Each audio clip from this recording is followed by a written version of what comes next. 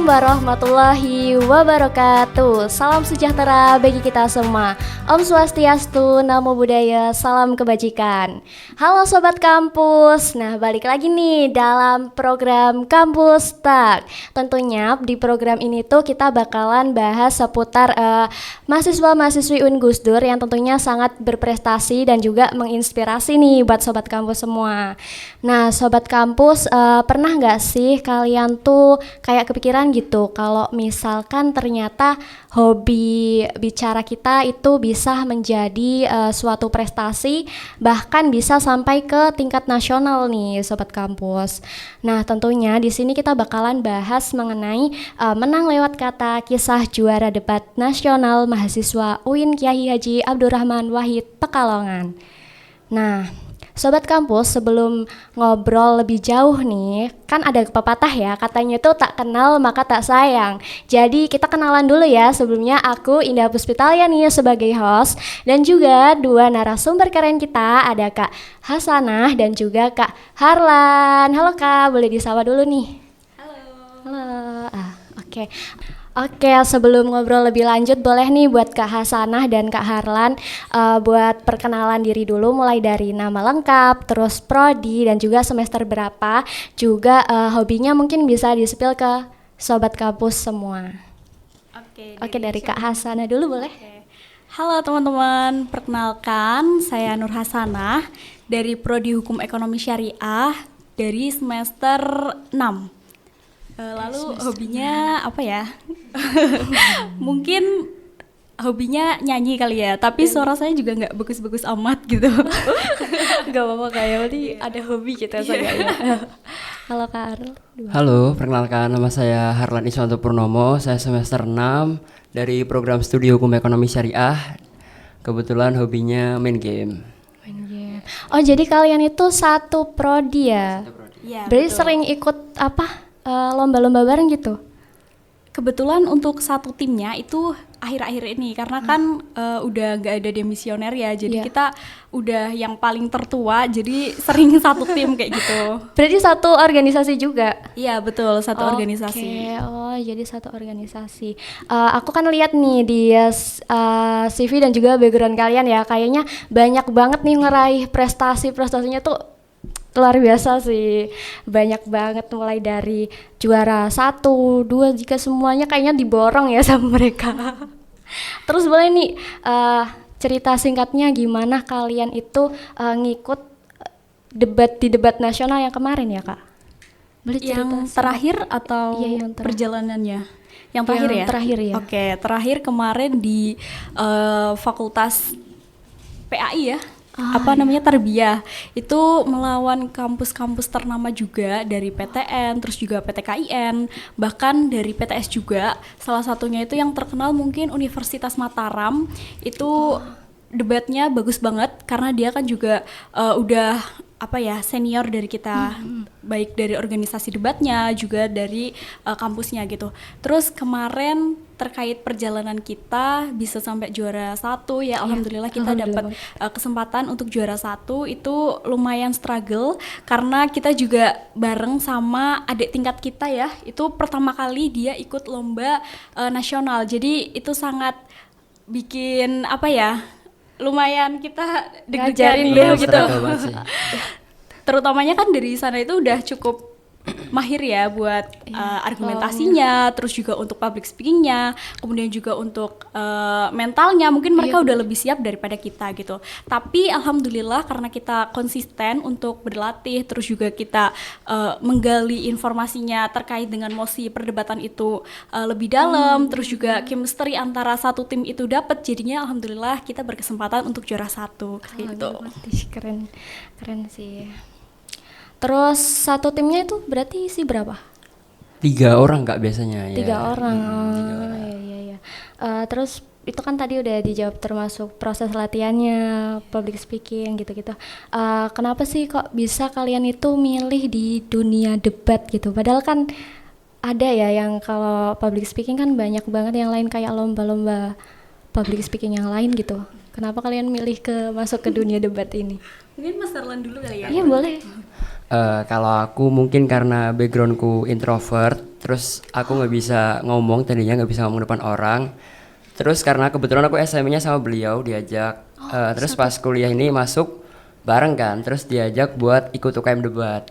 Terus aku merasa kayak debat tuh ya mungkin wadah terbaik buat aku tuh bisa menyampaikan apa yang ada di pikiran aku biar aku bisa ngomong depan banyak orang. Makanya kayak ya mungkin ini pilihan UKM terbaik menurutku gitu sih Kak. Jadi awalnya dari masuk UKM Ya, gitu. awalnya karena backgroundnya introvert dan gak bisa ngomong, jadi aku merasa kalau kayak gitu terus gak bakal jadi orang kan, sampai kapanpun stuck kan, jadinya Nggak jadi orang ya. aku harus jadi orang yang mungkin bisa berbaur dengan orang lain, bisa ngomong depan banyak orang. Makanya aku milih UKM debat karena aku rasa itu yang paling bisa bikin aku berkembang gitu sih. Iya.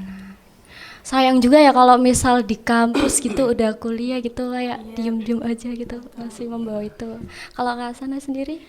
Kalau saya jujur sebetulnya bukan bakat saya di debat, tapi karena dulu waktu SMA itu saya sering mengikuti kegiatan pramuka, terus juga kegiatan adiwiyata yang mungkin itu jadi bekal utama buat saya itu punya kemampuan dasar untuk berbicara di depan umum seperti itu.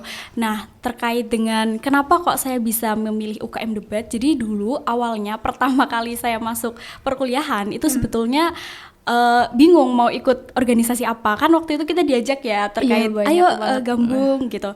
Terus habis itu aku kayak tertarik, oh kok ternyata ada UKM debat loh. Ternyata kalau UKM debat itu nggak cuman terkait dengan kita bisa juara aja, tapi kita juga diajari untuk organisasinya, Iya, terus benar. diajarin untuk kemampuan berpikir kritisnya, public speakingnya, mental kita, semua itu diakomodir di situ. Jadi kayak tertarik nih, mungkin kalau aku ikut ini aku dapat cara organisasinya iya, dapat relasinya iya, prestasinya juga dapat kayak gitu. Jadi makanya aku putusin oke lah ikut gabung debat aja kayak gitu. Dan alhamdulillah karena konsisten dari maba sampai sekarang akhirnya bisa jadi juara kayak gitu. Berarti tadinya waktu awal awal maba itu kan banyak banget ya organisasi lain. Berarti cuman ikut satu atau banyak? Kayaknya ikut banyak ya dari kelihatan. Awalnya kita ikut beberapa, tapi pas masuk ke semester 2, 3 kita mulai menyaring organisasi yang menurut kita kurang relevan dengan diri kita, ya kita cut. Kita lanjutnya di beberapa organisasi yang kita rasa cocok aja sih Kak. Kalau saat ini berapa organisasi ikutnya? Aktif di mana aja? Kalau aku udah enggak sih Kak, paling di debat, paling ikut lomba-lombanya doang. Kalau organisasinya udah hampir semuanya off. Hampir semuanya. Berarti fokus di ini aja ya. Kalau sekarang kesibukan kaliannya di? Kalau saya kebetulan nggak cuma aktif di organisasi kampus aja, tapi juga saya aktif di desa. Saya ikut LBH desa juga, bantuan hukum. Kemudian juga saya memberikan, saya ikut kegiatan posyandu remaja juga di desa saya. Iya. Kebetulan saya juga pionir pendiri dari posyandu remaja di desa saya sendiri. Kemudian juga ikut UKM debat. Kalau di sini sih cuma ikut UKM debat ya. Tadinya ikut PMI juga, cuman karena terbatas ya waktunya, saya juga sambil freelance. Membagi waktu gitu. Betul, Iya, jadinya benar-benar. ada yang salah satu yang tidak tidak bisa ikuti kayak gitu. Iya. Jadi di-cut lah gitu ya. Betul. Oke. Kalau waktu lomba terakhir, kira-kira tantangannya apa nih Kak? Tantangan yang terbesarnya gitu, kalian kerasa kayak kesusahan atau juga kayak misalkan tadi kan nasional ya, tingkat nasional ya, juara 1. Nah itu adakah tantangan terbesarnya kalau kalian kerasakah insecure atau kerasa gimana gitu, karena kan ya bersaingnya tentunya sama kampus-kampus yang udah besar gitu. Oke, aku dulu apa kamu dulu? Boleh. Boleh Kak. Kalau aku lebih berkesan bukan yang di lomba terakhir sih Kak, tapi pas yang di lomba Bandung itu kita lumayan kena mental karena lawan kita tuh ini biasa lomba NUDC. Jadi mereka lombanya itu pakai bahasa Inggris gitu Kak. Betul. Dan ngomongnya itu mereka udah cepet banget gitu loh, kayak jadi udah lawannya dari IPB, dari Unpad, dari ITB, terus kita iya, jadi kita kayak merasa aduh kayaknya kalau kita nggak all in di sini kita bakal kalah deh, apalagi udah jauh kan ke sana. Terus pas malamnya itu kita ya full belajar, kita nggak makan, nggak tidur sampai pagi, karena cuman takut buat kalah gitu loh, karena takut kalah. Kalau kalah Tapi kan ternyata- gimana gitu ya. Ternyata juara 1. Kita juga itu ya, kenapa kita katakan kita kena mental. Jadi itu tuh beban banget karena pas kita berangkat itu jujur untuk akomodasi waktu itu kita terhalang. Jadi karena kan di sana itu 3 hari ya, dan 3 hari itu kita bawa berapa tim itu 2 tim. Jadi itu personilnya banyak, kemudian juga ada pembinanya, ada kita sampai sewa apartemen karena saking banyaknya. Kalau sewa hotel mungkin kan lebih mahal ya Kak. Jadi kita sewa apartemen biar bisa menampung, dan itu sampai 3 kamar gitu. Jadi kita udah bawa 2 tim terus jauh-jauh ke Bandung. Kalau misalkan kita nggak menang kan kayak aduh beban moral banget ya gitu. Udah berat dulu deh. Betul banget. Jadi kayak ayo kita pasti bisa kok lawan mereka kayak gitu. Bahkan di awal perdebatan aja hari pertama itu kita udah kena mental banget sama tim yang kita bawa itu juga baik banget ya, apa namanya, bisa sampai ditepuk tangan sama satu ruangan saking bagusnya. Tapi di situ kan kita kan main terakhir ya Kak. Iya. Jadi mental kita itu udah terguncang banget. Kenapa kita bilang terguncang? Karena dari awal pertandingan sampai kita mau tanding itu bener-bener timnya itu keren-keren semua, logikanya mereka itu keren-keren semua, cara pembawaannya juga keren semua. Jadi kita kayak bisa nggak ya kita menang gitu. Terus juga mereka kan udah terbiasa lomba, bukan yang lomba debat hukum, sedangkan waktu itu perlombaannya itu debat ASEAN parlementer ya. Dan kita itu bukan basicnya bukan debat ASEAN, tapi kita itu lebih debat hukum. Jadi waktu itu tuh bukan pertama kali. Mungkin kalau Mas Harlan udah beberapa kali, tapi kalau saya jujur pertama kali untuk ikut lomba ASEAN parlementer, dan waktu itu bener-bener sampai nangis, nggak makan, nggak sarapan, tidur jam 3 pagi, bangun jam 4:30 karena 6:30 itu harus udah sampai di sana Udah gitu. stay di sana Iya ya. betul. Ya ampun, sampai gitu. Berarti waktu lomba itu bener-bener ngebawa atas nama UIN gitu. Betul, atas nama UIN. Jadi kita setiap lomba kalau di luar UIN Kiai Haji Abdurrahman Wahid itu selalu membawa alma mater UIN Gus Dur kayak gitu. Keren sih. Dan yang bikin seru itu ya Kak, pialanya itu apa ya, kayak khas Bandung gitu loh. Iya, betul. Angklung. Ada gedung sate. Oh, gedung sate. Jadi pialanya gitu. Jadi kayak piala gubernur Jawa Barat gitu. Makanya kita kayak mengusahakan banget biar dapet piala itu, karena juara 2 dan 3-nya itu pialanya ya mohon maaf biasa aja gitu. Jadi kita mengejar juara 1-nya supaya dapet piala yang prestisius itu menurut kita ya. Dan itu pialanya ikonik banget ya. Katanya harganya tuh bisa setara dengan hadiah kita ya. Beneran itu Kak? Beneran dah. Walah. Oke, kalau kan tadi kita udah bahas nih kalau yang tentang juara-juara kan udah kayaknya udah biasa ya. Kalau kalian pernah nggak nih gagal atau kalah gitu dalam perlombaan? Mungkin kalau ini Mas Harlan yang lebih banyak ya. Silakan Mas Harlan dulu kali ya. Apa kalah bergagal? Kalau gagal, saya hampir gagal mungkin belasan kali ya di lomba debat. Karena balik lagi, karena basicnya seorang introvert, nggak bisa ngomong. Jadi ya pas awal-awal lomba debat tuh full teks, full baca, nggak bisa berekspresi. Terus juga selalu takut salah, terus nggak bisa ngobrol dengan teman satu tim, kayak teamworknya nggak berjalan. Karena kan nggak bisa ngobrol ya Kak, kayak terbiasa sendiri hidupnya. Akhirnya ya Saking introvertnya iya. gitu. Akhirnya lomba debat pun nggak pernah juara, sampai mungkin 12 kali nggak pernah juara. Tapi ya seru sih pengalaman nggak juara itu. Tapi dari kegagalan itu justru bisa belajar gitu ya Kak. Berarti kalau caranya biar bangkit gitu, biar nggak aduh udah kalah udahlah gitu, gimana Kak cara itu? Kalau aku sih tipenya yang kalau kalah itu bukan yang baper ya Kak, kayak aduh kalah nih gitu. Kalah udah stop gitu. Iya, kalau aku kalau kalah ya udah, mungkin emang karena diriku yang masih agak kurang aja udah.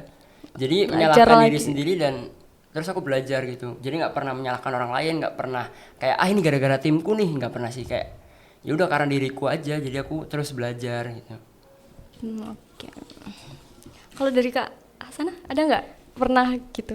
Kalau aku dulu awal kali perlombaan itu pernah gagal ya tentunya, untuk sampai sekarang itu tentunya nggak instan ya. Iya, benar Aku sih. pernah gagal sampai 3-4 kali mungkin di awal itu, tapi aku nggak pernah itu ya. Kalau nangis kan pasti tentu ya, kayak aku kan udah berjuang loh, aku udah mencoba memperbaiki cara penyampaian aku, memperbaiki cara teknik apa namanya ya, kayak analisis aku, tapi kenapa kok ada yang kurang gitu. Jadi aku setiap ada kegagalan pasti aku mengevaluasi diri aku, kira-kira apa sih yang kurang dari aku, kira-kira apa sih yang perlu diperbaiki dari penyampaian aku mungkin, atau mannernya aku, atau mungkin teknik-teknik dalam aku belajar atau mengolah isunya mungkin belum terlalu dalam kayak gitu. Jadi kegagalan itu pasti ada, tapi gimana cara kita untuk bangkit dari itu semua gitu ya. Terus juga terkait kegagalan, dulu inget banget pertama kali aku lomba itu di UIN Tulung Agung. Itu waktu itu event gede banget. Jadi diikuti oleh 32 tim dari baik itu PTN ataupun PTKIN ataupun PTS kayak gitu. Terus pada saat itu aku satu tim sama-sama maba, dan satunya lagi itu kakak tingkat, tapi dia juga baru gabung UKM Debat gitu. Dulu aku inget banget pertama kali pembinanya itu Pak Iqbal, beliau yang sangat menyemangati saya buat ikut sampai detik ini, kayak ayo Mbak Sana ada potensi kayak gitu, mungkin perlu diasah aja kemampuannya kayak gitu. Jadi karena ada dukungan dari dosen pembimbing, teman-teman, terus juga dari keluarga, jadi saya rasa baiklah, saya akan terus Lanjut. betul. Dan baru pertama kali saya pecah telur itu di semester 2 atau 3 gitu. Jadi selama saya ikut debat semester 1, 2 itu nggak langsung juara. Saya juara itu di semester 3 kalau nggak salah. Trial error dulu Iya, gitu ya. betul. Lah itu waktu awal-awal juara, reaksi teman-temannya terus pembinanya gimana tuh? Nangis, karena jujur dari dulu Fakultas Syariah itu belum pernah juara 1 di tingkat nasional. Jadi pertama kali yang juara 1 itu timnya aku, Mbak Windy dan Samsudin. Waktu itu di lomba IAIN Kudus, itu lawannya juga yang juara di Bawaslu, juara 3 atau juara berapa gitu. Intinya dia pernah lomba di Bawaslu. Waktu itu kita kayak deg-degan banget, ini bisa nggak ya Mbak Windy? Kalau misalkan bisa nanti aku sujud syukur gitu ya. Dan alhamdulillah beneran juara 1, dan itu nangis semua, bener-bener seruangan itu nangis karena apalagi aku ya kan udah merasakan jatuh bangun ya di UKM, organisasinya kayak gimana, terus juga latihannya. Kita latihannya tuh sampai malam, kadang juga ngelewatin jam makan siang buat apa ya, kayak diskusi gitu, karena timnya kayak saling menguatkan. Bahkan ini cerita aja sampai pengen nangis lagi gitu loh. Terharu jadi Iya, perjalanannya itu ya Kak ya. Betul banget. Kalau buat tipsnya sendiri tuh biar ya meraih prestasi-prestasi kayak gitu, buat terutama buat sobat kampus semua. Boleh dari Kak Hasan. Oke. Buat teman-teman yang mungkin belum tahu potensi kalian itu apa, jangan pernah kalian takut untuk mencoba apapun yang menurut kalian itu berpotensi, apapun yang menurut kalian itu cocok di kalian, silakan kalian tekuni di situ, konsisten. Terus juga jangan pernah takut gagal, meskipun kalian udah gagal jangan pernah menyalahkan diri kalian. Belajarlah dari kegagalan itu untuk mengevaluasi diri kalian, apa sih yang kurang dari kalian, apa sih yang perlu diperbaiki, dan apa yang nantinya bisa kalian ambil dari pelajaran kegagalan itu. Karena kegagalan hari ini tuh bukan berarti kita akan gagal terus. Bisa jadi gagal hari ini tuh kedepannya bisa jadi batu loncatan buat kita juara gitu loh. Dan pesan saya satu lagi, ketika kalian diremehkan misalkan dari orang lain ataupun dari kampus lain kayak gitu terkait dengan diri kalian, jadikanlah itu sebagai api buat kita biar semakin semangat buat belajarnya gitu. Motivasi. Kalau dari Kak Harlan mungkin bagi tipsnya buat sobat kampus. Kalau tipsnya, kalau aku tuh balik lagi ke dasar ya Kak. Kayak kalau misalkan kalian belum siap mental, kalian perbaiki dulu aja mentalnya. Karena apapun yang kalian lakukan itu pasti butuh mental. Karena kan kayak capek di tengah jalan. Kalau kita nggak punya mental yang kuat, pasti kayak udahlah berhenti aja gitu. Jadi apapun itu menurutku kembali ke mental aja. Perbaiki dulu mentalnya. pasti kalian bisa melewati apapun itu, mau di dunia kerja, dunia kuliah, dunia apapun pasti bakal bisa sih. Jadi tips yang pertama tuh tetap belajar terus dan juga menguatkan mental, konsisten gitu ya. Kalau boleh nih, kalau misalkan kan sobat kampus pengen juga nih ikut-ikut lomba gitu, caranya memulai ikut kompetisi lomba itu gimana Kak? Dari Kak, boleh terus. Kalau aku sih dari berani dulu ya, berani untuk mencoba, berani untuk gagal, berani untuk percaya sama diri sendiri. Jangan pernah merasa kalau diri kita itu nggak mampu. Kita belum tahu kita mampu atau enggak kalau kita nggak ngelaksanain itu gitu loh. Jadi kalau misalkan ada kesempatan di depan mata, ya udah kita laksanakan aja sebisa mungkin kayak gitu. Oke, sebelumnya terima kasih nih buat Kak Hasana dan juga Kak Harlan ya udah mau meluangkan waktunya, terus juga berbagi cerita buat sobat kampus semua. Nah, buat sobat kampus, jangan lupa ya tetap saksikan buat program-program kita yang selanjutnya di episode-episode Kampus Tak. Nah, sebelum closing aku ada pantun nih buat sobat kampus semua. Nah, pantunya pergi ke pasar membeli pita, jangan lupa membeli nangka. Cukup sekian podcast kita, sampai jumpa di episode selanjutnya. Wassalamualaikum warahmatullahi wabarakatuh.